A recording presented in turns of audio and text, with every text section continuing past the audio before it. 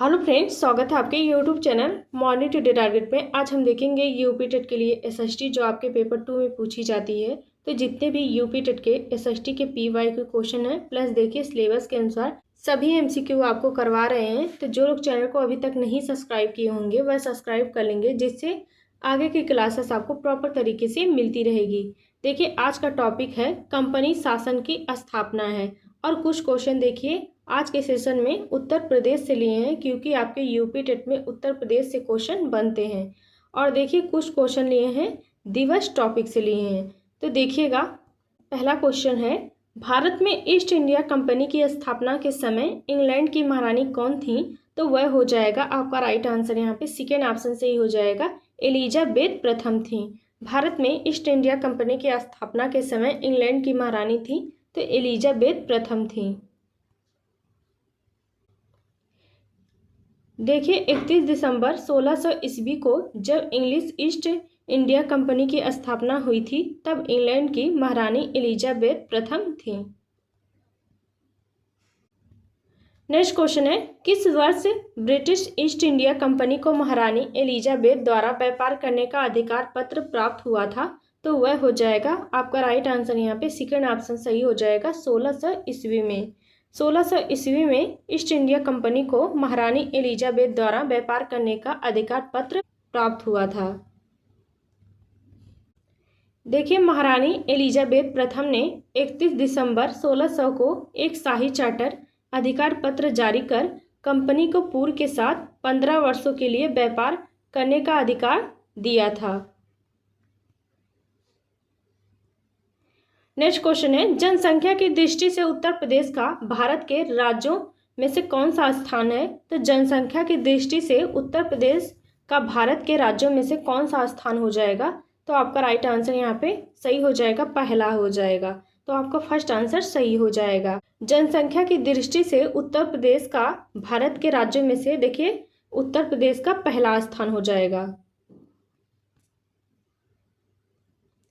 Next question है, उत्तर प्रदेश का कौन सा जिला 4 राज्यों मध्य प्रदेश, छत्तीसगढ़, झारखंड और बिहार की सीमाओं को स्पर्श करता है? तो उत्तर प्रदेश का कौन सा जिला 4 राज्यों मध्य प्रदेश और छत्तीसगढ़, झारखंड और बिहार की सीमाओं को स्पर्श करता है? तो वह देखिए हो जाएगा सोनभद्र करता है। तो आपका सेकेंड ऑप्शन बिल्कुल सही हो जाएगा। नेक्स्ट क्वेश्चन है, उत्तर प्रदेश में कुल कितनी लोकसभा सीटें होती हैं? तो आपका राइट आंसर यहाँ पे तीसरा सही हो जाएगा, 80 सीटें होती हैं। तो उत्तर प्रदेश में कुल 80 सीटें लोकसभा में होती हैं।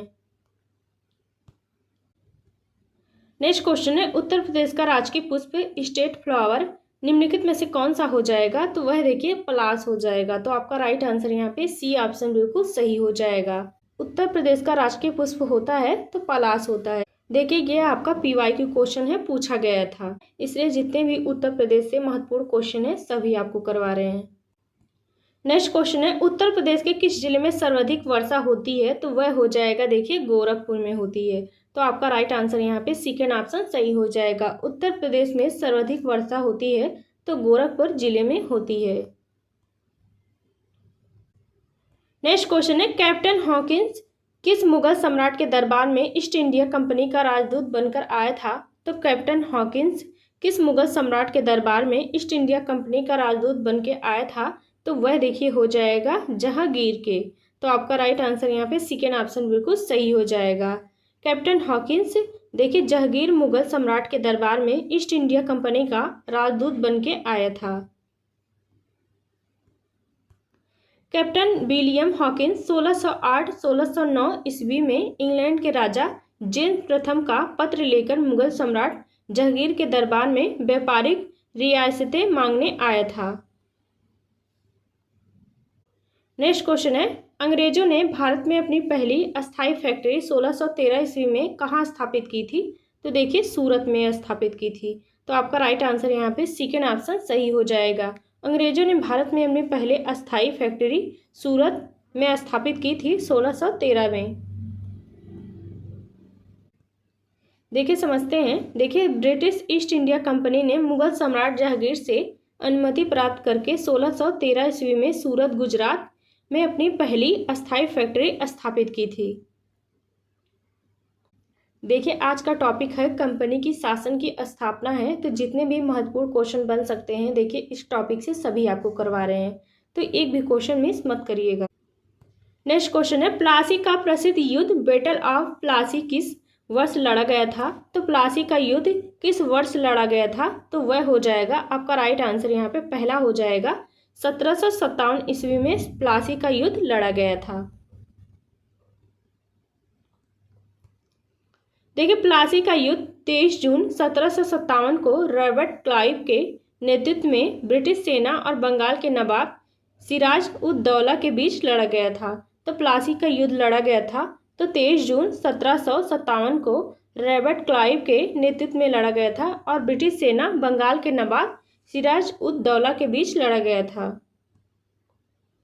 नेक्स्ट क्वेश्चन है, बक्सर के युद्ध में 1764 ईस्वी में अंग्रेजी सेना का नेतृत्व किसने किया था? तो वह देखिए आपका राइट आंसर सही हो जाएगा, हेक्टर मुनरो ने किया था। तो बक्सर के युद्ध में 1764 ईस्वी में अंग्रेजी सेना का नेतृत्व किया था तो हेक्टर मुनरो ने किया था।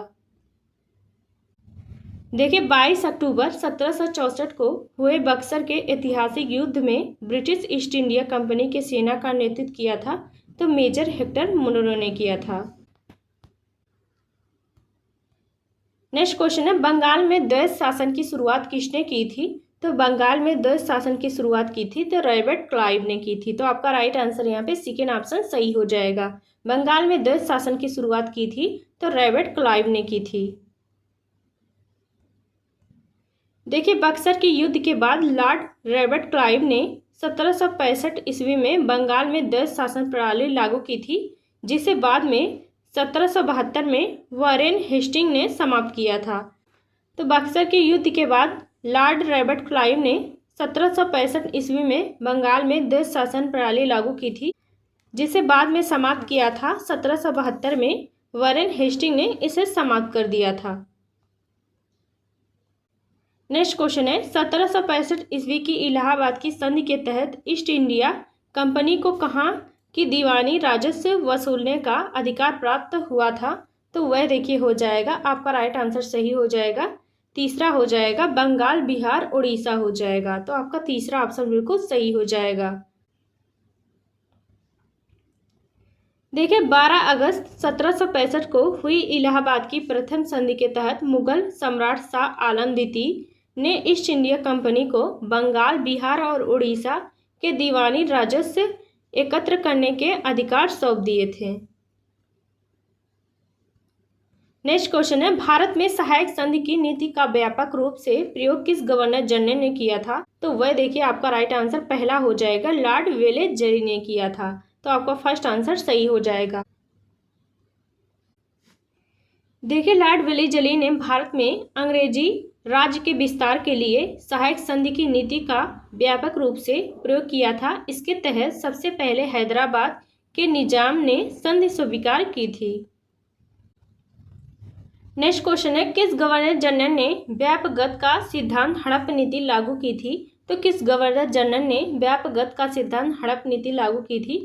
तो वह देखिए आपका राइट आंसर सही हो जाएगा, तीसरा हो जाएगा, लॉर्ड डलहौजी ने की थी। तो हड़प नीति का सिद्धांत लागू किया था तो लॉर्ड डलहौजी ने किया था। लॉर्ड डलहौजी ने व्यापगत का सिद्धांत या हड़प नीति लागू की थी, जिसके तहत सतारा, संबलपुर, झांसी और नागपुर जैसे राज्यों को ब्रिटिश साम्राज्य में मिलाया गया था। नेक्स्ट क्वेश्चन है, ईस्ट इंडिया कंपनी ने भारत में अपनी पहली व्यापारिक कोठी फैक्ट्री स्थापित करने की अनुमति किस मुगल शासक से प्राप्त की थी? तो वह देखिए आपका राइट आंसर यहाँ पे हो जाएगा। तो आपका राइट आंसर यहाँ पे सही हो जाएगा, जहांगीर से प्राप्त की थी। तो यह देखिए आपका रिपीट क्वेश्चन हो चुका है। तो देखिए ईस्ट इंडिया कंपनी ने मुगल शासक जहांगीर के दरबार में कैप्टन हॉकिंस और थॉमस रो को भेजकर सूरत में अपनी पहली अस्थायी व्यापारिक कोठी स्थापित करने की अनुमति प्राप्त की थी। नेक्स्ट क्वेश्चन है, प्रतिवर्ष राष्ट्रीय युवा दिवस किस महापुरुष की जयंती पर मनाया जाता है? तो वह देखिए आपका फर्स्ट आंसर सही हो जाएगा, स्वामी विवेकानंद की जयंती पर मनाया जाता है। देखिए 12 जनवरी को स्वामी विवेकानंद के जन्म दिवस को राष्ट्रीय युवा दिवस के रूप में मनाया जाता है। नेक्स्ट क्वेश्चन है, पृथ्वी के पर्यावरण के प्रति जागरूकता बढ़ाने के लिए विश्व पृथ्वी दिवस अर्थ डे कब मनाया जाता है? तो वह देखिए आपका राइट आंसर सेकेंड ऑप्शन सही हो जाएगा। 22 अप्रैल को मनाया जाता है। तो पृथ्वी विश्व दिवस मनाया जाता है तो 22 अप्रैल को मनाया जाता है। पर्यावरण सुरक्षा के लिए हर साल 22 अप्रैल को विश्व पृथ्वी दिवस मनाया जाता है। तो पर्यावरण सुरक्षा के लिए हर साल 22 अप्रैल को पृथ्वी विश्व दिवस मनाया जाता है। नेक्स्ट क्वेश्चन है, भारत में हर साल 29 अगस्त को राष्ट्रीय खेल दिवस मनाया जाता है। यह किस खिलाड़ी के सम्मान में मनाया जाता है? तो आपका राइट आंसर यहाँ पे सेकेंड ऑप्शन सही हो जाएगा। मेजर ध्यानचंद के सम्मान में मनाया जाता है। हर साल 29 अगस्त को राष्ट्रीय खेल दिवस मनाया जाता है। देखिए हॉकी के जादूगर कहे जाने वाले मेजर ध्यानचंद के जन्म दिवस 29 अगस्त को राष्ट्रीय खेल दिवस मनाया जाता है। यह देखिए आपके एग्जाम में पूछा भी गया है यूपी टेट में। तो जितने भी क्वेश्चन देखे हैं काफ़ी ज़्यादा महत्वपूर्ण है, तो एक भी क्वेश्चन मिस मत करिएगा। और देखिए इसके पहले जितनी भी मेरी क्लासेस हो चुकी हैं तो प्लीज़ आप लोग जाके देखिए, प्लेलिस्ट में ज़रूर देख लीजिएगा। नेक्स्ट क्वेश्चन है, विश्व पर्यावरण दिवस प्रतिवर्ष किस तिथि को आयोजित किया जाता है? तो वह हो जाएगा देखिए आपका राइट आंसर तीसरा हो जाएगा 5 जून को। 5 जून को विश्व पर्यावरण दिवस मनाया जाता है। संयुक्त राष्ट्र द्वारा पर्यावरण के प्रति वैश्विक जागरूकता फैलाने के लिए 5 जून को विश्व पर्यावरण दिवस मनाया जाता है।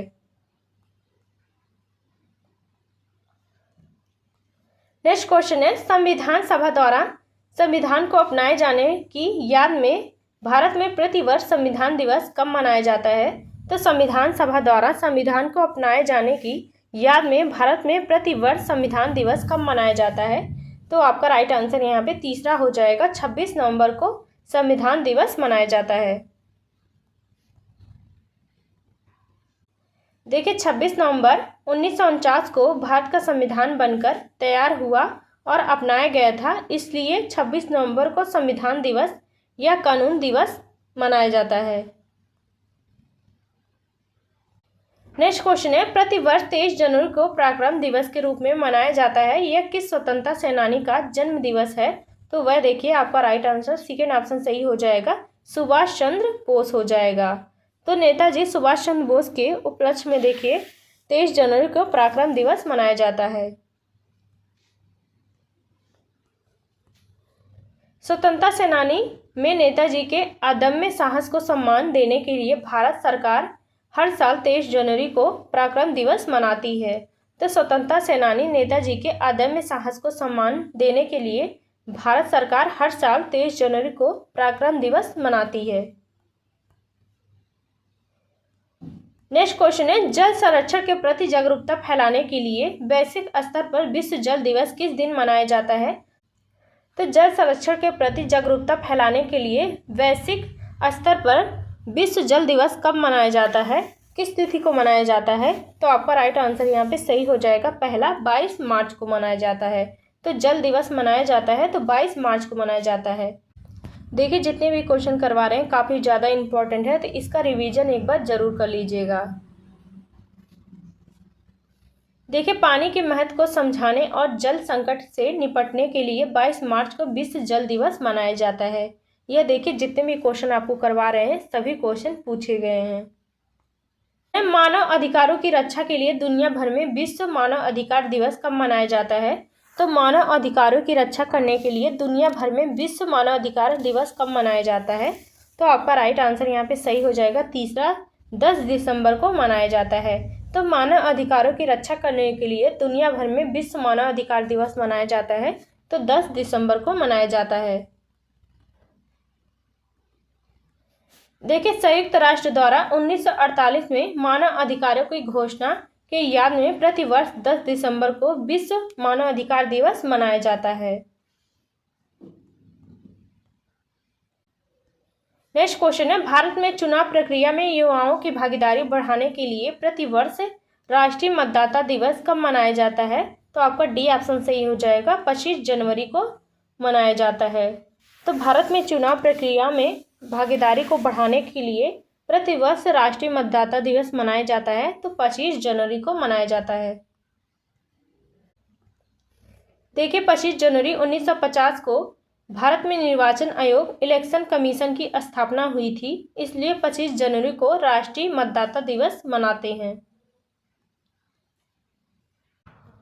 नेक्स्ट क्वेश्चन है, ओजोन परत के संरक्षण और पर्यावरण की सुरक्षा के लिए विश्व ओजोन दिवस कब मनाया जाता है? तो वह देखिए आपका राइट आंसर सेकेंड ऑप्शन सही हो जाएगा, 16 सितंबर को मनाया जाता है। तो ओजोन परत के संरक्षण के लिए और पर्यावरण सुरक्षा के लिए विश्व ओजोन दिवस मनाया जाता है, तो 16 सितंबर को मनाया जाता है। देखिए मॉन्ट्रियल प्रोटोकॉल की याद में ओजोन परत को बचाने के संकल्प के साथ 16 सितंबर को विश्व ओजोन दिवस मनाया जाता है। तो यह देखिए जितनी भी क्वेश्चन है काफ़ी ज़्यादा इंपॉर्टेंट है, तो ये भी क्वेश्चन मिस मत करिएगा और देखिए इसका रिवीजन जाके जरूर कर लीजिएगा। नेक्स्ट क्वेश्चन है, वांडीवास का युद्ध 1760 ईस्वी में किन दो शक्तियों के बीच लड़ा गया था जिसने भारत में एक शक्ति का वर्चस्व पूरी तरीके से खत्म कर दिया था? तो वांडीवास का युद्ध 1760 ईस्वी में किन दो शक्तियों के बीच लड़ा गया था जिसने भारत में एक शक्ति का वर्चस्व पूरी तरीके से खत्म कर दिया था? तो वह देखिए आपका राइट आंसर तीसरा हो जाएगा, अंग्रेज और फ्रांसीसी के बीच लड़ा गया था। देखिए अंग्रेज और फ्रांसीसियों के बीच 1760 ईस्वी में वांडीवास का प्रसिद्ध युद्ध लड़ा गया था। इस युद्ध में सर आयर कूट के नेतृत्व में अंग्रेजी सेना ने फ्रांसीसियों को बुरी तरीके से हरा दिया था, जिसमें भारत में फ्रांसीसी वर्चस्व पूरी तरीके से समाप्त हो गया था।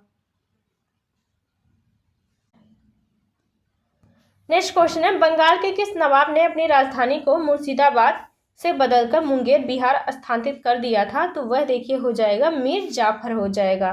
तो आपका राइट आंसर यहाँ पे तीसरा बिल्कुल सही हो जाएगा।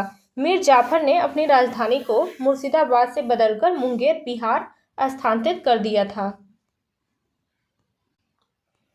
देखिए बंगाल के नवाब मीर कासिम ने अंग्रेजों के हस्तक्षेप से बचने और अपनी सेना को आधुनिक बनाने के लिए अपनी राजधानी को मुर्शिदाबाद से हटाकर मुंगेर बिहार स्थानांतरित कर दिया था। नेक्स्ट क्वेश्चन है, ब्रिटिश संसद द्वारा भारत में ईस्ट इंडिया कंपनी के कार्यों को नियमित और नियंत्रित करने के लिए पहला लिखित अधिनियम कौन सा था? तो ब्रिटिश संसद द्वारा भारत में ईस्ट इंडिया कंपनी के कार्यों को नियमित और नियंत्रित करने के लिए पहला लिखित अधिनियम कब पारित हुआ था? तो वह देखिए आपका राइट आंसर सेकेंड ऑप्शन सही हो जाएगा। तो रेगुलेटिंग एक्ट 1773 में पारित हुआ था। तो आपका राइट आंसर यहाँ पे सेकेंड ऑप्शन सही हो जाएगा। देखिए ब्रिटिश संसद द्वारा ईस्ट इंडिया कंपनी के भारतीय शासन को नियमित और नियंत्रित करने के लिए पारित किया गया पहला लिखित दस्तावेज रेगुलेटिंग एक्ट 1773 था। देखिए इधर जितने भी क्वेश्चन हैं ये देखिए आपके टॉपिक से क्वेश्चन है, कंपनी शासन की स्थापना से क्वेश्चन है। नेक्स्ट क्वेश्चन है, रेगुलेटिंग एक्ट 1773 के तहत भारत में पहली बार सुप्रीम कोर्ट सर्वोच्च न्यायालय की स्थापना 1774 में कहाँ की गई थी?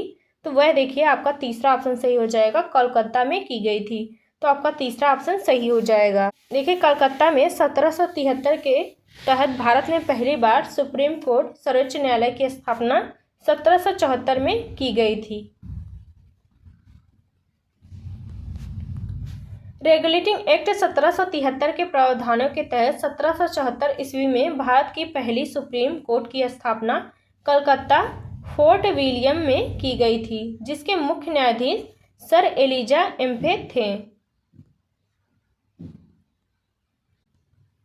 नेक्स्ट क्वेश्चन है, भारत का पहला गवर्नर जनरल किसे बनाया गया था? रेगुलेटिंग एक्ट 1773 के तहत बंगाल का गवर्नर जनरल कौन था जो पद संभाला था? तो वह देखिए आपका राइट आंसर सेकेंड ऑप्शन सही हो जाएगा, वॉरेन हेस्टिंग ने संभाला था। तो आपका राइट आंसर सेकेंड ऑप्शन सही हो जाएगा। रेगुलेटिंग एक्ट 1773 के तहत बंगाल के गवर्नर का पद बदलकर बंगाल का गवर्नर जनरल कर दिया गया था और इस पद पर बैठने वाले पहले व्यक्ति थे वॉरेन हेस्टिंग थे। नेक्स्ट क्वेश्चन है, किस गवर्नर जनरल को भारत में नागरिक सेवा सिविल सर्विस का जनक माना जाता है? तो किस गवर्नर जनरल को भारत में नागरिक सेवा का जनक माना जाता है? वह देखिए आपका राइट आंसर हो जाएगा, सेकेंड ऑप्शन सही हो जाएगा, लॉर्ड कॉर्नवालिस को माना जाता है। तो आपका सेकेंड ऑप्शन सही हो जाएगा। लॉर्ड कॉर्नवालिस को भारत में नागरिक सेवा का जनक माना जाता है। लॉर्ड कॉर्नवालिस को भारत में नागरिक सेवा सिविल सर्विस का जनक माना जाता है। इन्होंने ही सिविल सेवा के अधिकारियों के लिए कड़े नियम बनाए और भ्रष्टाचार रोकने के उपाय किए थे। नेक्स्ट क्वेश्चन है, लॉर्ड वेलेजली की सहायक संधि को स्वीकार करने वाला पहला भारतीय राज्य कौन सा था? तो लॉर्ड वेलेजली की सहायक संधि को स्वीकार करने वाला पहला भारतीय राज्य कौन सा था? तो वह देखिए आपका राइट आंसर यहाँ पे सही हो जाएगा, तीसरा ऑप्शन हैदराबाद था। तो आपका तीसरा ऑप्शन सही हो जाएगा। लॉर्ड वेलेजली की सहायक संधि को स्वीकार करने वाला पहला भारतीय राज्य था तो हैदराबाद था। लॉर्ड वेलेजली द्वारा भारत में ब्रिटिश साम्राज्य के विस्तार के लिए शुरू की गई सहायक संधि को सबसे पहले 1798 ईस्वी में हैदराबाद के निजाम ने स्वीकार किया था। नेक्स्ट क्वेश्चन है, किस चार्टर अधिनियम द्वारा ईस्ट इंडिया कंपनी का भारत में व्यापारिक एकाधिकार पूरी तरीके से समाप्त कर दिया गया था? तो वह आपका तीसरा ऑप्शन सही हो जाएगा, 1833 का चार्टर एक्ट के तहत ईस्ट इंडिया कंपनी का भारत में व्यापारिक एकाधिकार पूरी तरीके से समाप्त कर दिया गया था। देखिए 1833 के चार्टर एक्ट के द्वारा ईस्ट इंडिया कंपनी के व्यापार अधिकार पूरी तरीके से समाप्त कर दिए गए थे और उसे विशुद्ध रूप से एक प्रशासनिक निकाय बना दिया गया था।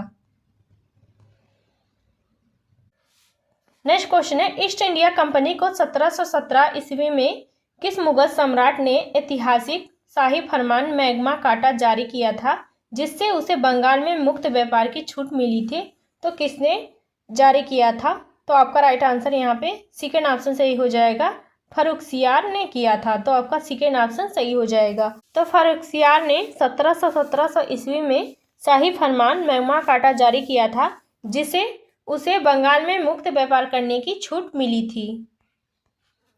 देखिए मुगल सम्राट फर्रुखसियार ने 1717 ईस्वी में ब्रिटिश ईस्ट इंडिया कंपनी को मात्र 3000 रुपये वार्षिक भुगतान के बदले बंगाल में बिना चुंगी दिए मुक्त व्यापार करने का अधिकार दस्तक दिया था।